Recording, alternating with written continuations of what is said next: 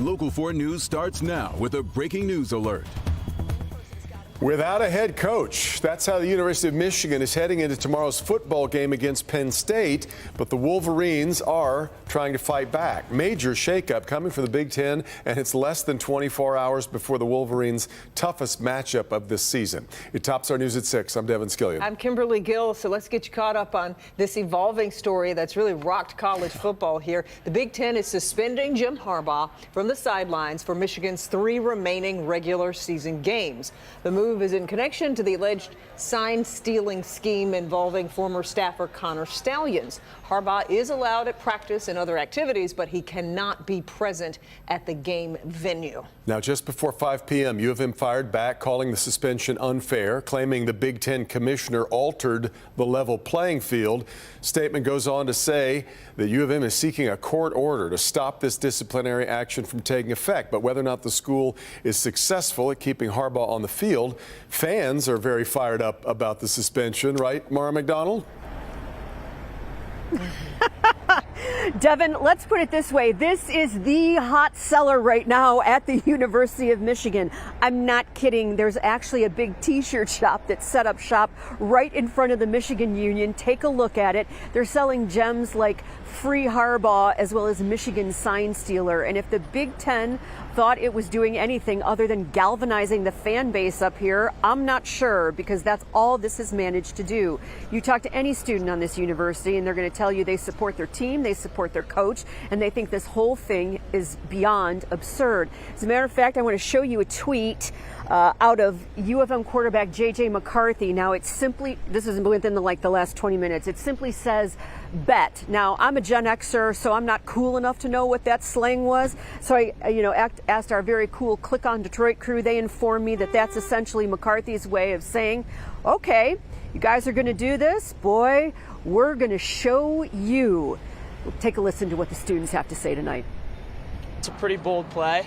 I think I saw their press release. They said they did this even though they don't have any evidence that Harbaugh knew. I don't really know how you can punish him for that if there's no evidence. I think it's pretty preemptive, and I think they should have waited to see some real evidence before suspending our head coach. Back here live about that injunction. We're going to be on campus tonight and see what develops with that. But, you know, Devin, Kimberly, it's Veterans Day. So courts aren't open. I don't know if they're going to be able to wake a judge up somewhere and have somebody intervene here. But the timing of this, to do this on a holiday, makes it really hard for the university to fight back legally, at least in a timely enough manner to have Harbaugh on the sidelines tomorrow. So right. We're live in Ann Arbor tonight. Back to you. Thanks, Mara. Yeah, if my math is right, 18 hours before kickoff. All right, Mara. Our other top, by the way, Bernie will have more coming up here in sports, so stick around. But our next story here at 6, the wounds from losing a daughter still very fresh for one Oakland County mother 10 years after a murder. And tonight she is renewing the push to find Chelsea Small's killer. Sean Lay is live with her powerful message. Sean. Powerful message from Chelsea Small's mother, also from the detectives, original detectives on this case who came back to Taylor today. They've moved on, but say they've been investigating even on their own time, and full-time investigator with Taylor as well, trying to solve this case. Let's first start with Chelsea Small's mother, 10 years after this horrible crime. My gut tells me, one, I thought it would take a while anyway, but I didn't think it would take this long. 10 years ago, we met Chelsea Small's mother, Debbie Kamen, in this very room at the Taylor Police Department. Then Kamen and police making the urgent plea to find the man who walked into the Advance America on Telegraph in Taylor and shot Chelsea to death. 10 years later, the same room, the same plea. The killer has never been caught. I think she knew him. I felt that from the beginning. The first Taylor police investigators on the case in 2013, Stephen Schwein and Troy Cox, have moved on, but have never moved on from trying to find this cold-blooded killer. Chelsea was 30, had 2 young children, when this guy caught on security camera was buzzed in, pulled a handgun with a silencer on it, and shot Chelsea to death, taking some cash, and has never been seen since. Where is he? Who is he? All theories are being considered, from him being an avid gun owner that frequents firing ranges, to a security officer, former military, militia, and the list goes on. 10 years later, Chelsea's murder haunts her family. Current and former detectives and Chelsea's mother say someone knows who the killer is. I'm begging you, please, please. It's been 10 years. We need closure on this to help us as a family move on. We have been stuck in 2013 while life has continued to go on. Important point, they're stuck in 2013. I was in that very meeting room at Taylor Police 10 years ago with Chelsea Small and those same investigators. Surreal to be back there today, 10 years later, but investigators are hoping people take a good look at that security camera video, again, the images, and call in. $55,000 reward, guys, on this. Call Taylor Police or Crime Stoppers. No one has to give their name. 3 o'clock at Chelsea's gravesite Sunday, there'll be a vigil for her.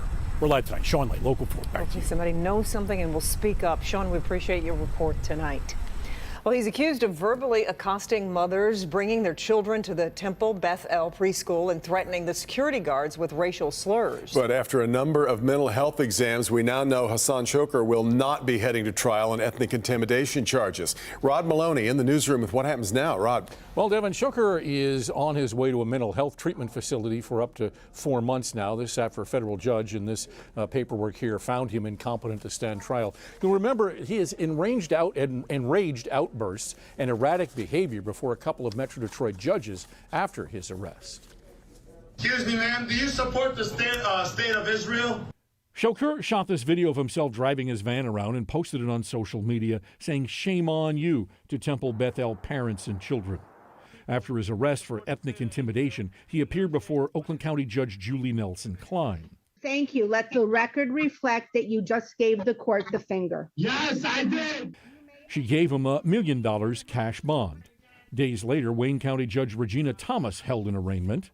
And now he has removed his pants to show the court his backside. She revoked his bond. Thereafter, Shokur went to a federal court to face felon in possession of a firearm and filing a false statement while trying to buy a firearm, and a judge ordered a psychiatric exam. The report came back saying Shokur is, quote, not fit for the continuation of legal proceedings. He appears to have schizoaffective disorder, bipolar type, antisocial personality disorder, and unspecified other or unknown substance-related disorder. And Shokur should be sent to a structured program with a specific competency restoration program. Temple Beth El Rabbi Mark Miller spoke with Local 4 about this decision this afternoon. For me and for my community, I think our larger concern is that someone like this can't come and threaten us again. So I want him to get the help he needs, but even more than that, I want him to not be in a position to threaten us, especially given the state of the world right now, where threats are turning into action across the country. Now, this would be the third time Shokur has not made it past the competency exam, and it is no surprise because Hassan's own brother Hussein said that he has struggled with mental health issues after losing his business a few years ago. The court papers say that he thought his own attorney conspired against him and answered direct questions with rants about the war in the Middle East. So he clearly has things that they need to deal with, and so they're sending him off to treatment to see if they can do something about it. So 4 months in rehabilitation, and then what, or do we know? Well, we do. The paperwork here says that they can hold him for another 4 months, and then it becomes a question of then what, and it still doesn't say necessarily, but clearly in order for him to face trial, there's much that needs to be done, and he needs to make improvements in order to get before a judge. The belief is, the hope here, and they say it in the paperwork, that they want that to happen. Yeah. All right, Rod. Well, this Veterans Day will be an extra special one for one local vet. Her new home now fully furnished thanks to a local nonprofit. Rhea Mann was in Rochester Hills for the heartwarming reveal. Humble Design Detroit helped 3 veterans this week in honor of Veterans Day, and Laura Phelan was clearly touched the moment she walked through the front door. Wow, this is nice. Laura Phelan took her time taking in her fully furnished home. Oh, even a slow cooker? Yeah. Wow. The bedroom just blew her away. Oh my goodness. Oh, it looks like a bedroom now. Yes. The framed message on her bed was especially poignant. It says, "Thank you for the things you carried, for your sacrifices, your valor, and for defending our rights." thank you for your service. You're welcome. At 69, this veteran says she can feel the love that went into her new home. I don't know what to say, you know. Phelan was just 19 when she served in Germany in the early 70s as an intelligence agent. In the decades since, she's experienced housing insecurity. When we serve and furnish a home for people coming out of homelessness, housing instability, that raises up not only them, that raises up their neighborhood, that raises up our whole Metro Detroit community. Humble Design Detroit helps 15 to 20 veterans every year. We ask for gently used furniture. We are in turn donating it to the families and veterans that we serve. It becomes equity in their lives. It becomes an asset for them. Phelan was connected to the nonprofit just a few weeks ago, and designers worked diligently to get her home ready just in time for Veterans Day. If you love your country, do for it. It's not there to do for you. If you want to make it be your country, then you have to do things. And even if you don't serve in the military, there's always something you could do. And you need to find that. U-Haul is one of Humble Design Detroit's partners, and they also need your help. If you'd like to volunteer your time, donate home furnishings, or even some money, we've got information on clickondetroit.com. In Rochester Hills, I'm Priya Mann, Local 4.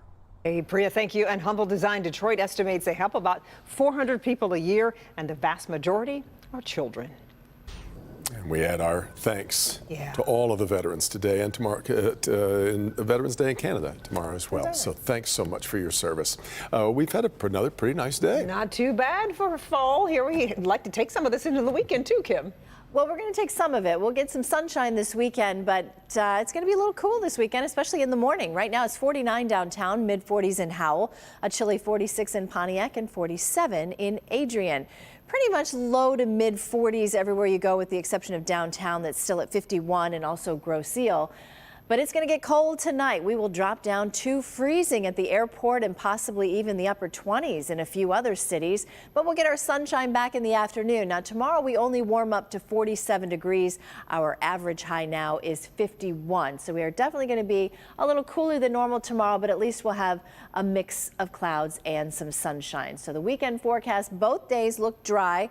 Sunday's a little cloudier than Saturday, but temperatures will be maybe a degree or two warmer than that. And then next week, we start to warm back up again. In fact, we'll go into the upper 50s by the end of next week, but we do bring in a chance for rain. I'll talk about which days next week. You'll have to plan for those showers in a few minutes.